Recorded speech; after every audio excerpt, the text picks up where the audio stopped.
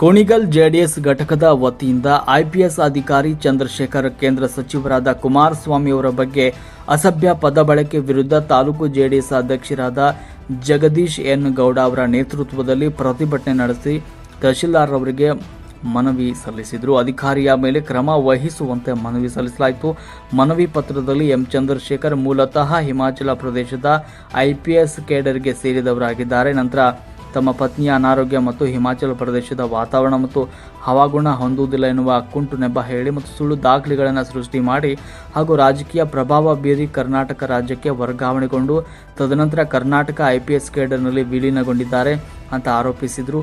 M Chandrashekhar ವಿರುದ್ಧ ದಾಖಲಾಗಿರುವ ದೂರುಗಳು, ಎಫ್ಐಆರ್, ಕೋರ್ಟ್ ಪ್ರಕರಣಗಳು ಹಾಗೂ ಕೇಂದ್ರ ಸಚಿವ ಎಚ್ ಡಿ ಕುಮಾರಸ್ವಾಮಿ ಅವರ ವಿರುದ್ಧ ಅವಾಚ್ಯ, ಅಸಭ್ಯ ಮತ್ತು ಅವಹೇಳನಕಾರಿ ಪದ ಬಳಕೆ ಮಾಡಿ ಅವರ ವ್ಯಕ್ತಿತ್ವಕ್ಕೆ ಧಕ್ಕೆ ತಂದಿರುವಂತಹ ಹಿನ್ನೆಲೆಯಲ್ಲಿ ಅವರನ್ನು ತಕ್ಷಣದಿಂದ ಜಾರಿಗೆ ಬರುವಂತೆ